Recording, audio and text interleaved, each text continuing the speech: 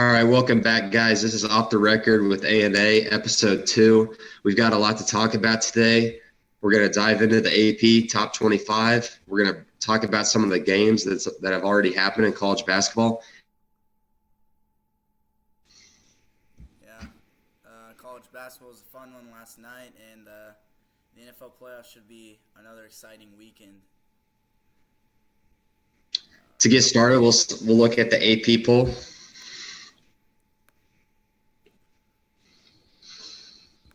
So we have the AP poll here. I mean, we can go through and start off. I mean, you could start off with your top three. I mean, the top three are the ones that stayed the same, so Can't really see that. you can't here. Yeah. I'll zoom in. There you go. All right. So we got our first, I guess, 13 teams here. There we go.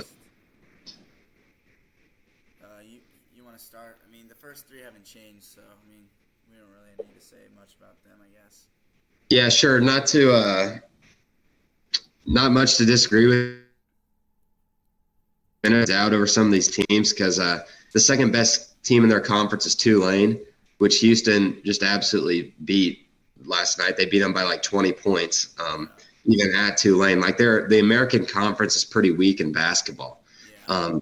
So I think that they will stay at number one for a while. They're a great team. I think that KU and Purdue are definitely playing better basketball right now. KU coming off that big loss. Big win for Kansas State. I watched the whole game. Man, that was incredible. An overtime loss. They won't move down a whole lot from that. The Big 12 is so good.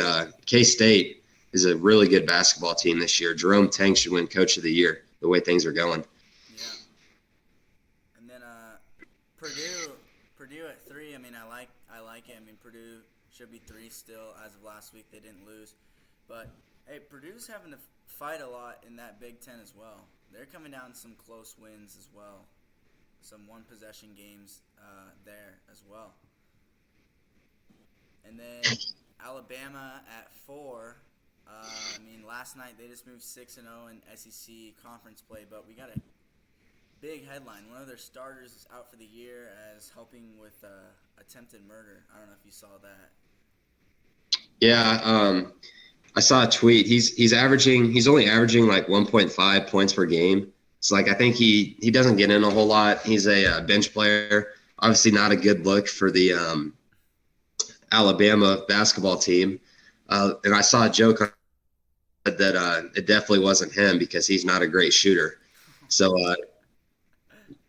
then you got UCLA behind them. I think that that's a good ranking for that UCLA team. They're a team that's got a lot of experience. They've already had a Final Four run with those guys. Great team. The games I've seen them, they've looked pretty solid. So I agree with them at 5. Gonzaga at number 6. I think kind of like Houston. Houston's definitely better, don't get me wrong, but Gonzaga, they have it even easier. They play in a conference with just absolutely no one. I mean, they go about 3 months without playing anyone noteworthy. We saw them in non-con play. They didn't look great. I think that number 6 ranking is a little high for them. Yeah. I mean, Gonzaga's another team where they're probably not going to lose any spots in the rankings unless they actually lose a game. But I just can't see them losing in that conference. I mean, they play nobodies. Yeah, and BYU, I saw them play BYU, and, BYU was winning the whole game. UCLA made a run. I think they're down like 6 points with like a minute 30 left. They made a run and ended up winning it.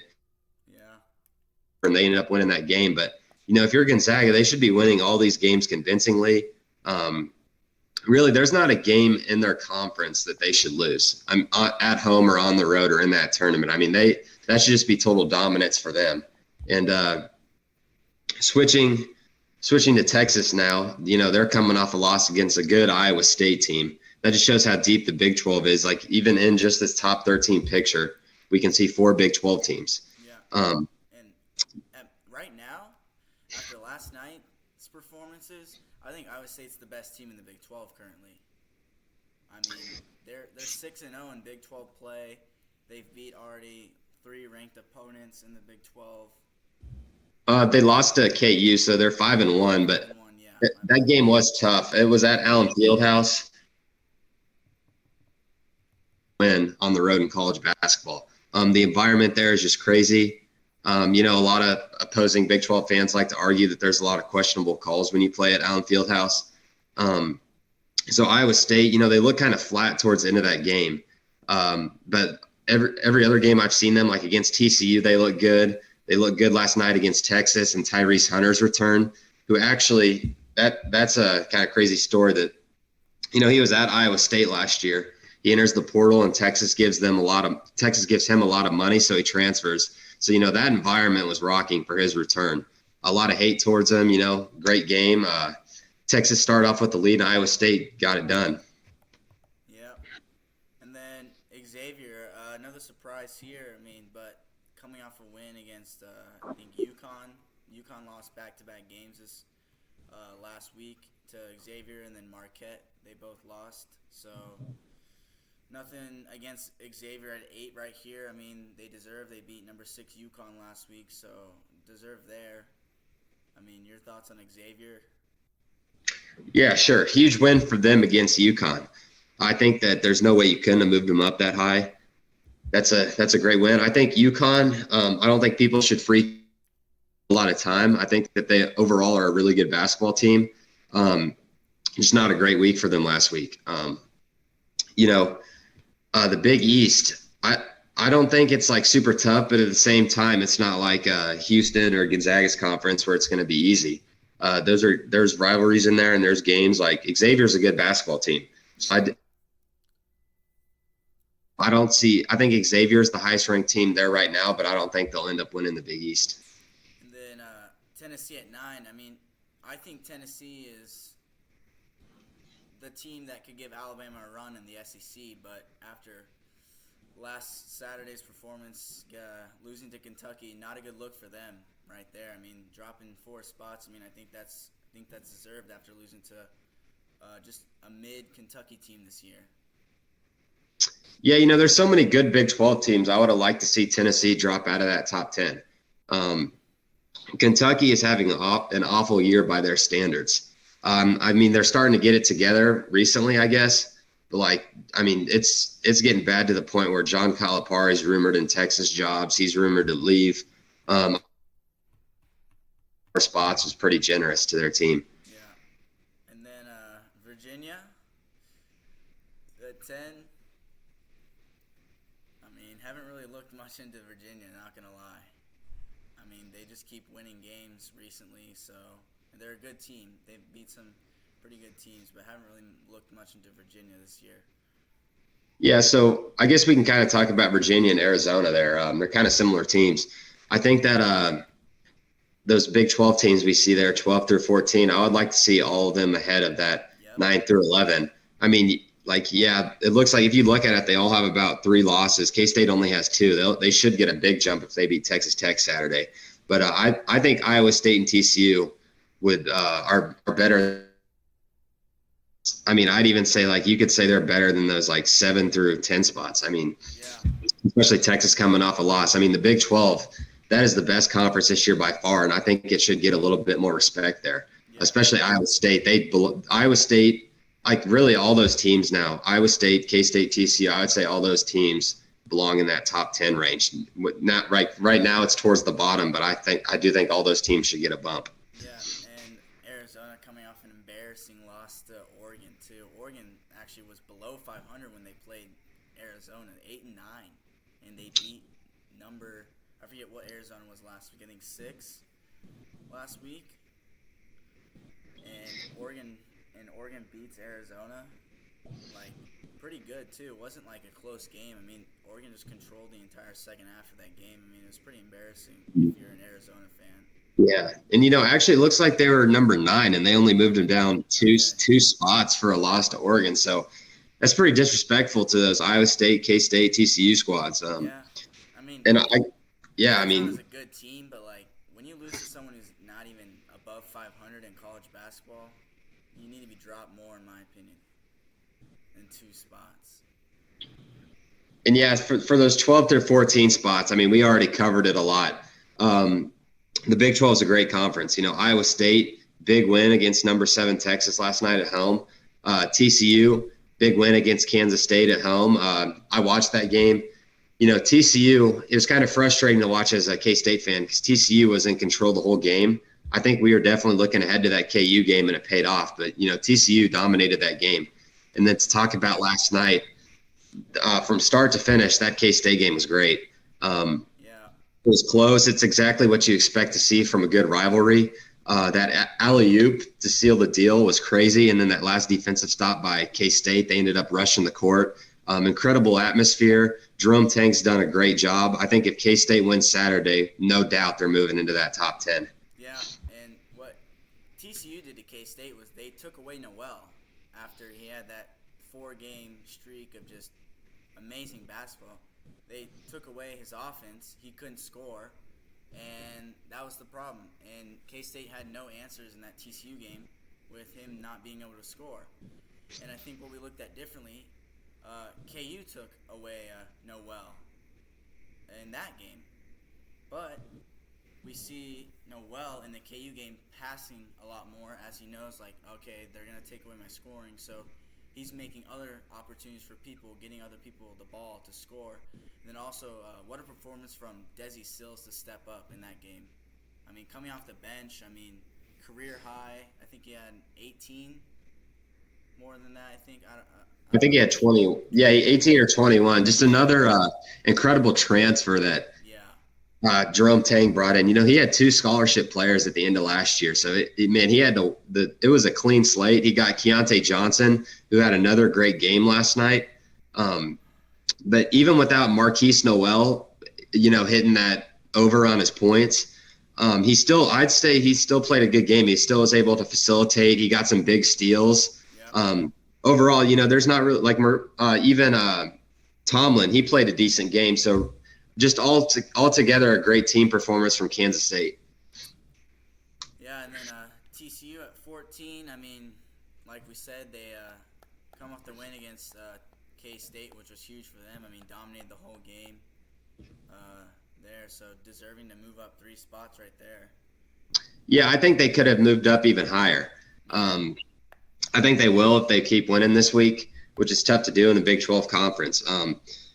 But now moving on to UConn, you lose 2 games, you're going to move down 9 spots. If you're a UConn fan, that kind of sucks because you were right in there competing in that top 5 range last week. Plenty of time to get things together. UConn, they score a lot of points.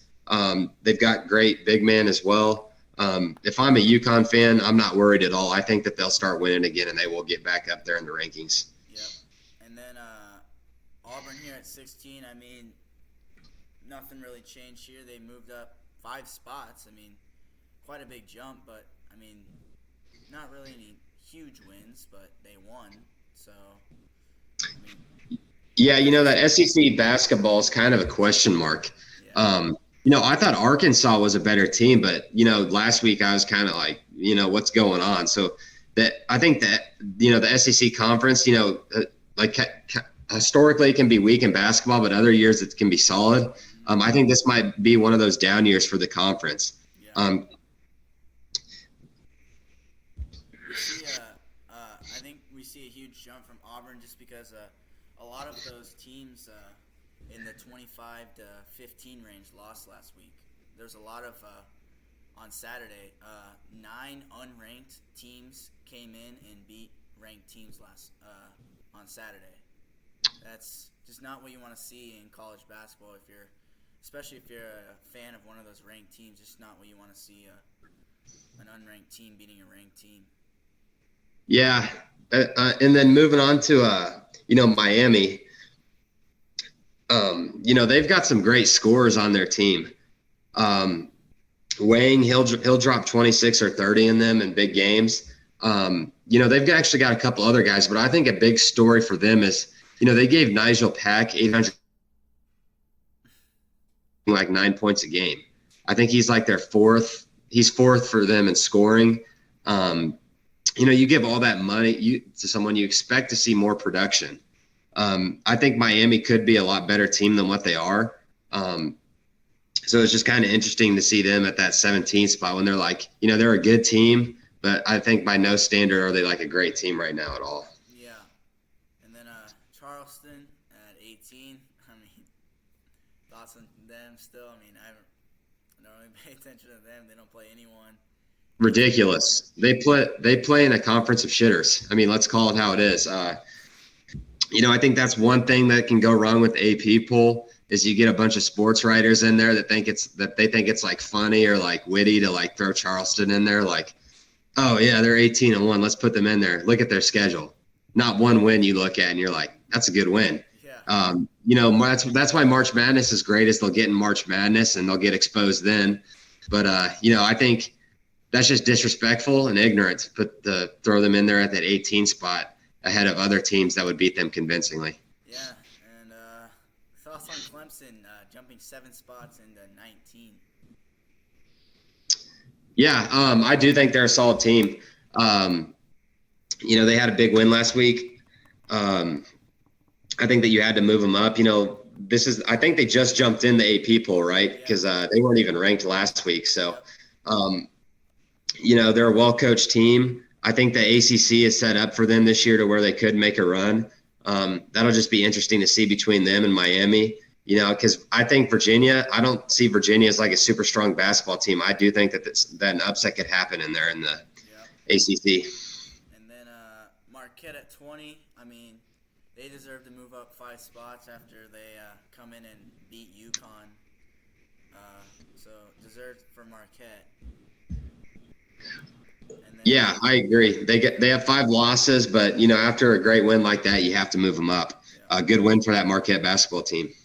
And then Baylor getting back on track, 2 wins last week, coming back into the top 25, which I think they should have been in the top 25 last week, even though they were 10-5 last week. But yeah, I'm cringing right now because I look at Baylor at 21, and then I look 3 spots ahead, and I see Charleston. Would Baylor not beat that Charleston team by like 30 points? I mean, Baylor's in the Big 12 conference. They didn't start off too hot, but they've gotten things together. They've got NBA talent on their team. Scott Drew is probably one of the best coaches in college basketball. I mean, they are a good team. So I think that 21 ranking is very low for them. I think we will see them move up. Unfortunately for them, when you play in a great conference, they're going to have more losses as if they were playing in the ACC or SEC. So, just a tough spot for Baylor. I think that's very disrespectful to have teams like Charleston ahead of them, but I think that they'll get things rolling and they'll move up. Providence at 22, dropping 3 spots after a loss. They had a good win on, I think, Tuesday and then a bad loss on Saturday, so they're going to drop 3 spots here. I think that 22 through 24 is kind of weak. I haven't seen Florida Atlantic play, so I can't say too much there. The record's good, but once again, I don't know if they beat anyone or not. I think that having Arkansas below these 22 through 24 might be too much, though. I think Arkansas is a little bit better than number 25. Rough week, just like UConn, rough week for them last week. I like their team, and Musselman is a great coach. Arkansas's got some talent. They've been recruiting well. They've got a solid team. I think they will move up. The problem with Florida Atlantic, in my opinion, is they play in a terrible conference. The Conference USA. Who's the second best team in that conference? I mean, standings. Let's see. And another question, Charleston, like, are they in the Patriot League or what conference are they in? North Texas is the second best team in the Conference USA at 15-4.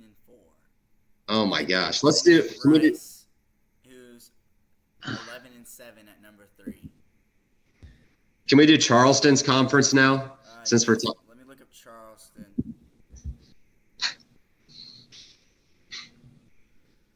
Charleston basketball. They're in the Colonial, the smallest conference in D1 athletics. Who's the second best team in there? Colonial Athletic. UNCW.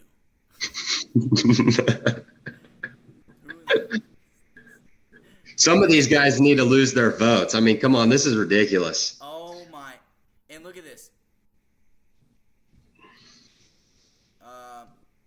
UNCW almost beat Charleston 71-69. Like, what are we doing here, man? Come on, people. Why are we rewarding Charleston for winning close games with the D2 schedule? I mean, there's no way teams like Clemson, Baylor, and Arkansas wouldn't beat them by 30 or 40 points. I mean, that's just ridiculous. Townsend 8-6, and they beat him by 2. Like, who are these schools? Yeah. I don't know. I get one of these sports writers, I guess, just thinks it's funny or witty. They're like, great record. Let's throw them in there.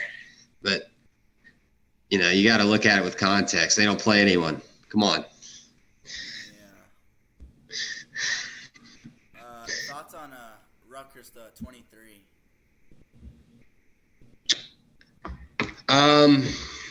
You know, haven't watched a whole lot of Rutgers basketball. Are they coming off a big win last week? I don't. Rutgers. I mean, I know they did knock off Purdue like 2 weeks ago, and I think they just won out. I mean, they haven't really had any big wins. I mean, I feel like Rutgers is the team where they're always like a decent team. They sneak into the tournament, but somehow always have that one like top 5 win every year. I mean, I always see them upsetting someone in like the top 5 or top 10, but they're never like a good team. Yeah, you know, Big Ten's not a bad conference. Not near as good as the Big 12, but you know, if they beat Purdue and they're in there competing, I mean, I'll give it to them. Benefit of the doubt. I think, you know, teams like Florida Atlantic and Charleston in there. I mean, why not? They have they beat Purdue, beat Maryland. They lost to Iowa though. I mean, Iowa's not a bad team. And they beat Northwestern, and then they beat Ohio State on Sunday last week. Rada, can you scroll real quick to the team that still got votes? I'm kind of wondering if Indiana, where they're at on that list, because like other teams. Indiana's not even on here. Wow, so they really dropped down. Yeah. NC State, St. Mary's. Missouri. Yeah, you know, Missouri, they should have never been ranked. You know, they beat Kentucky and Illinois in very down years for them. You know, they barely beat a weak Vanderbilt team. I mean, if you're a good basketball team, you're going to beat that Vandy squad by 20. And then last week, they got exposed by Texas A&M. I mean, Texas A&M whooped them. I know, yeah. Them. So, you know, Missouri, not a good basketball team. You're not going to win games when you're giving up like 90 points a game, and you're, you know, I mean, they had a good start, but when I watched the KU game, you know, I guess you could say maybe that's just the strength of the Big 12 that they beat an SEC squad like Missouri like that. But you know, when I saw Missouri just get absolutely pounded by a rival, like I knew they were. You know, it took them too long to get them out of the rankings, but definitely the right move. And I think the fact that they still got 3 votes, kind of ridiculous. I also love this how every week, no matter how bad Duke and North Carolina do, they always seem to receive at least 1 vote to be ranked. Yeah, you know, I guess the brand definitely helps. North Carolina, man, we can keep talking about that story, but they were ranked number 1 to start off the year. Talk about a disappointing season. Yeah. You know, still a lot of time. The ACC's built this year to where they're going to win games and they're going to get probably like a 7 or 8 seed. You know, they can make a run again. That's what they were last year, but you know, just not seeing much at all from that team. Yeah. And now let's take to the schedule. I guess we can talk about some games. I mean, I know we talked about some of the games while talking about the poll, but I mean, here's at least some of the top 25 games from Monday and then yesterday. Here, a big day yesterday. I mean, we got some games. Yeah, we already talked about that K-State and Iowa State win. Best conference in basketball. I mean, Tennessee just dominated Mississippi. Same with Houston dominating Tulane. Yeah, and like I said earlier, really circle that game because, you know, Tulane is the best opponent that Houston's going to get in that conference. You know, they were second in the American going into it, and it shows Houston, they're just going to have an easy run. I mean, I would not be surprised if Houston, only loses like one game in their conference play. Just an easy schedule for them. We talked about the Texas-Iowa State game. I mean, Alabama beating Vandy by 12, no surprise there. And then look at this, Clemson. We were just talking about Clemson being ranked at 19. Haven't really. Oh wow, I didn't even see that. Lost last night by 10 to Wake Forest. I didn't even see that. Well, there goes their ranking. Good week for them last week, but man, you're playing in the ACC. You got to have more consistency than that. Wake Forest, that should have been maybe not an easy win, but that should have been a game they won by 6 to 10 points. Good job by that Wake Forest squad, and then down below, Baylor and Texas Tech. Baylor shows its strength again. They're on a run. Texas Tech, they are ranked a lot higher when the season started, and they're one of the worst teams in the Big 12 right now. The Big 12 is a strong conference, but if Texas Tech loses this game to K-State, I think they're going to be 500. So that kind of sucks for them. Chris Beard, he used to be their coach. I don't know if all Tech fans feel this way, but I've seen some Texas Tech fans, they're getting upset this year to the point where they're like, maybe our head coach isn't the guy. Is it a long shot they could end up hiring Chris Beard back? I mean, that would be very interesting if they could get. I don't know, man. Here's the Monday wins. I mean, look at that. Purdue, 1-point win against Michigan State. Wow. Michigan State's not a bad team. They're very well coached. I mean, they can win any game. We called it. We did, yeah. And then, my eyes are kind of hurting right now seeing Charleston and Florida Atlantic. But you go to Miami, Florida. Looks like they by 4 points. Yeah. Close game. Syracuse isn't great. Brings question marks when Boeheim's going to step down. He's getting older. He was a great coach, but I think Syracuse is definitely losing it. And then we can look at some of these weekend games. I mean, oh God, I didn't even see that. St. John's, UConn. Oh man, what is going on, man? I thought UConn was a good basketball team. They look great in non-con play, and they're just really dropping the ball here. Oh, my. They're about to get out of the top 25. I mean, that was last Sunday, so that was before the AP poll. So if they start winning games. Okay, so they're still on there. They've lost 2 games in a row, not 3. Yeah.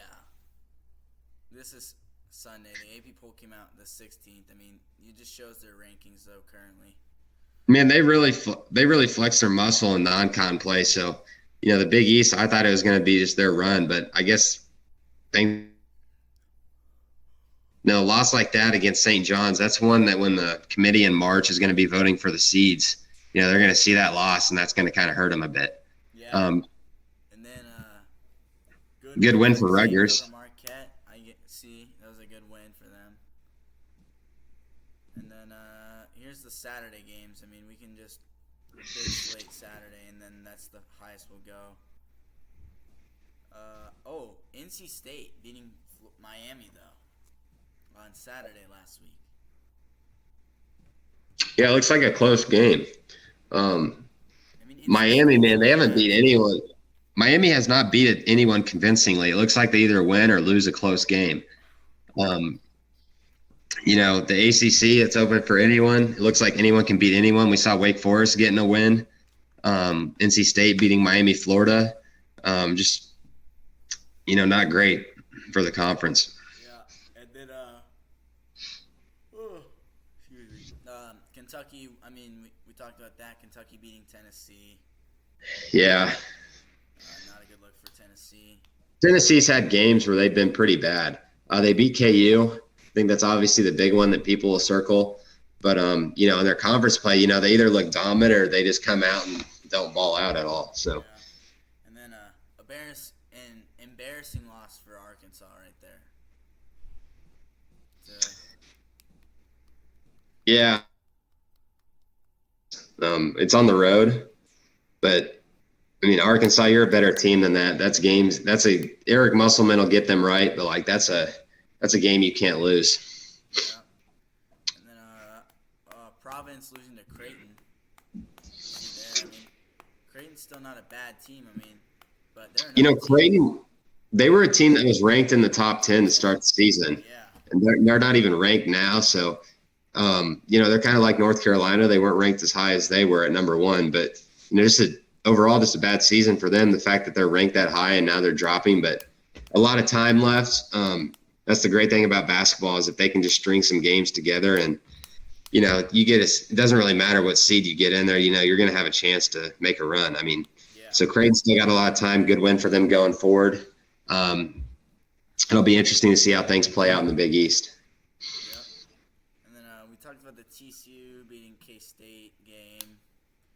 And then, Florida Atlantic. I don't really have any much to say there. Bama put the whooping on LSU. Yeah, and LSU's not a terrible team. Yeah, they were projected like just right outside of the top 25. So they're definitely a team that's supposed to make March Madness. Yeah. They're a decent team. I think Alabama just has a lot more talent than them, and they showed it. And then going on to Iowa State and KU, I really think this is a game that Iowa State could have won. This has happened a lot in these last Allen Fieldhouse games where a team will go up and then KU will just come back and end up winning the game. Iowa State, I don't know if choke is the right word, but, they definitely could have won this game. Yeah.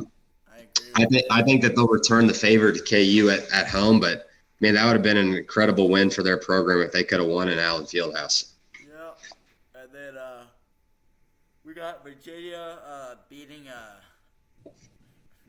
not really great Florida State team, so nothing really there. And then we got Charleston. Who's Elon? Where's that school at? Elon? I have no idea. Let me look that up. Did Elon Musk make a college? Now they're playing basketball? I think they're in North Carolina, but, the story is like – small D1 in North Carolina. The story there is like, why is Charleston 18? These are the teams they're playing. Come on. And then, okay, this is why the committee ranked Clemson, because they beat Duke. Duke's weak this year. You lose one of the greatest coaches ever, really, in Coach K. He won 6 chips, had an amazing run there at Duke. It's going to be tough. I really don't like their head coach hire. I think that they should have went outside the organization. You give it to some assistant that was just sitting under Coach K, and really in Duke's final years with Coach K, it had been a while for them since they had won it. Yeah. I think that it definitely would have been a better move for their program to hire outside the organization rather than just giving it to an assistant. I think he will end up getting fired, and they'll find someone better for the job. But I think Duke really dropped the ball, and it's going to show this year. Kind of like North Carolina, hired right inside the staff. And he made a run last year. But, obviously you're in North Carolina, you got to stay consistent. Mm-hmm. So if you start the year ranked number 1 and then, you sneak into March Madness and you don't do anything, that's an awful year for them. And then we talked about the embarrassing game Arizona had. 19-point loss to an Oregon team who is now at 500. Not good. Yeah, Phil Knight's smiling somewhere about that game at home, I guess. But still, Arizona, you gotta play better than that. If you lose a close game, that's one thing. But, man, you just got your ass handed to you by Oregon. Oregon's not a great basketball team. Not a good look there for Arizona. And we see Baylor getting a defining win over Oklahoma State. Good win for Baylor there. Yeah, Oklahoma State's not a bad team. If you Google their record without any context, you're going to be like, oh, okay, whatever. But Oklahoma State, they lost to KU by 2 points. They played a close game against K-State. That's a good win for Baylor. The Big 12 conference is strong. I think if Oklahoma State was in any other conference, they'd be winning a lot more games.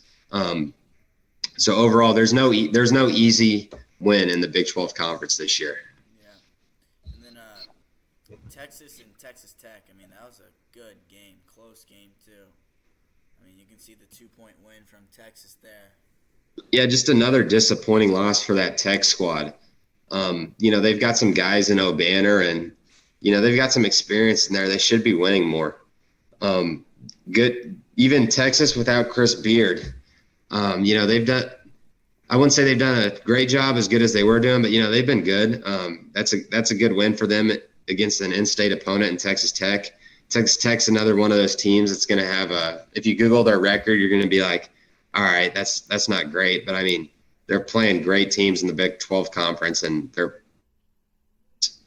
Yeah, and then UCLA. I mean, Colorado's not good, so good win for them.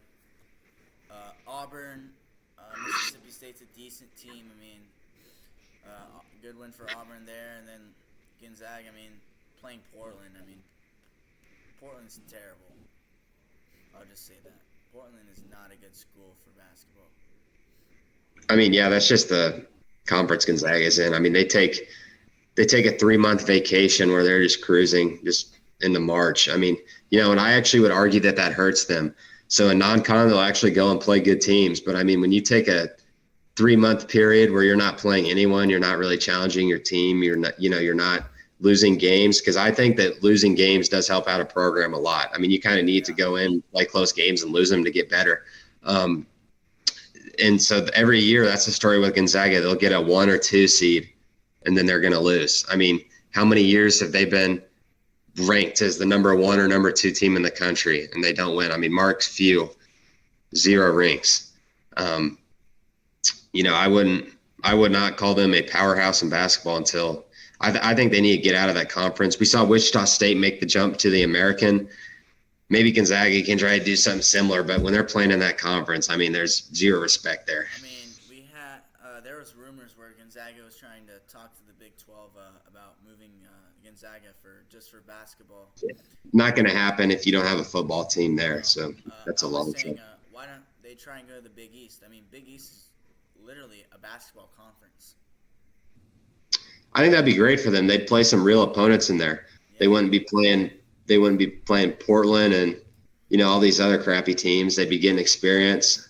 I think it would help them win a championship if they could actually get some close games. All right. Now we're here with the NFL playoffs. I mean, some exciting games, some actual surprises in my opinion. Some games that were close. I didn't think were actually going to be close. I mean, starting off with the 49ers Seahawks, I mean, not a surprise there. Seahawks gave them a run for the money in the first half, but 49ers were just all over them in the second half. Yeah, I mean, it was a close game at halftime. I was watching the game. I was kind of hoping, this game will be a great game. It'll be close, but the 49ers is a great team effort, especially from their offense in that second half. Brock Purdy has got a lot of talent around him, but he was balling out and he was making some plays. They almost scored 48 points because they almost had that touchdown at the end where he ran around the pocket. He made a couple defenders miss. Then he just he throws it in there too. I think it was Ayuk, and it just goes right through his hands, corner of the end zone. But Brock Purdy's played really well. So, it was a great game for the 49ers there to start the playoffs. Yeah, I do think Brock Purdy's going to have his first challenge, though, with the Cowboys defense. I mean, he hasn't really played any great defenses yet in his 6-game winning streak. So it's going to be a tough challenge for him there. I mean, that Cowboys defense is one of the best in the NFL. So he'll have a challenge on him for that game, in my opinion. But we can talk about the next game. Chargers-Jaguars. I mean, Chargers, what are we doing?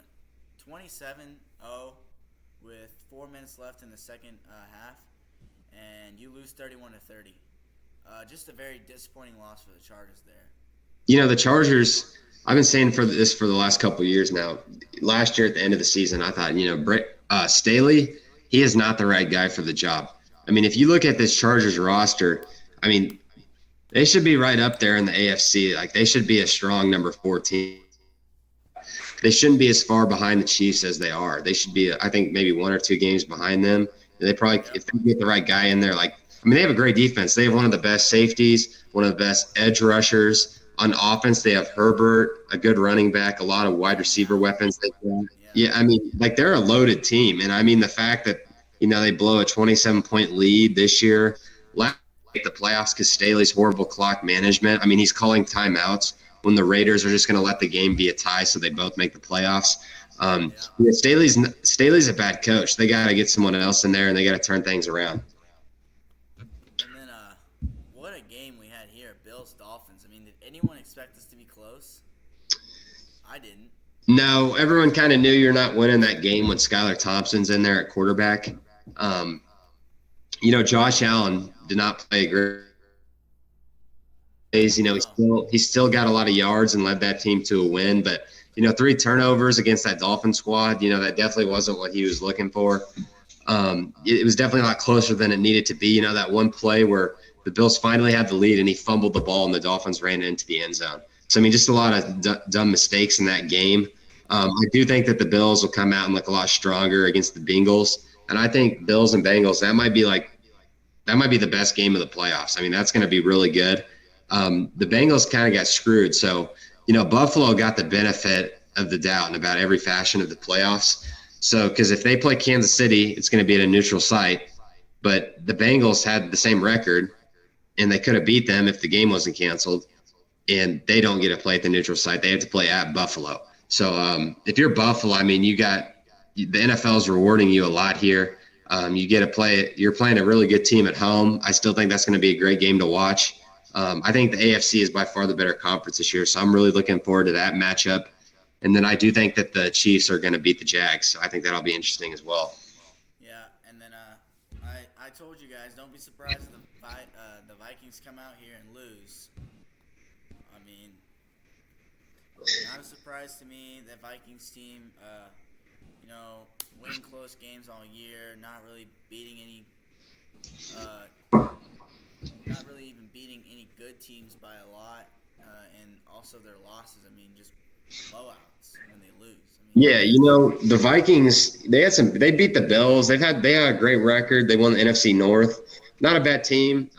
Disappointing, I guess, that you get the 3 seed and you don't win any playoff games, especially playing that at home. But I don't think Kirk Cousins played a bad game. I guess that 4th and 8 was questionable where he threw it like 3 yards. You got to throw the ball farther than that. But, I think the Vikings just weren't – I think the Giants just outplayed them. I don't know if they outcoached them, but, I think that the Giants were just the better team.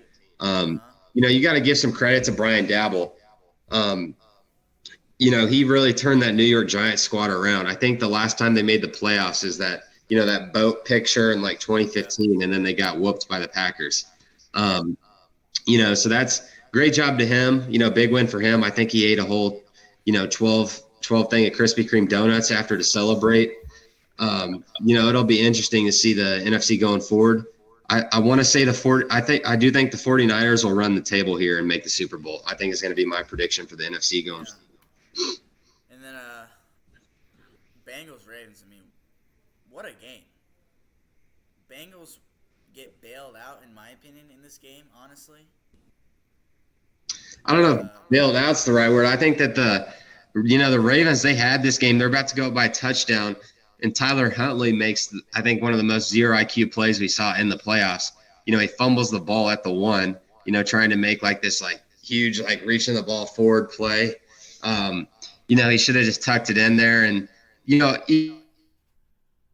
playing great. You're at the 1-yard line. Why not give him a shot a couple of times? He had a great game catching the ball and running the ball. Even the post-game conference, he was kind of unhappy with the offensive coordinator. He's kind of had some question marks towards his name, whether he's solid there. He might end up getting fired. Yard line, kind of like Marshawn Lynch back in that Super Bowl. You got to let your running back have it.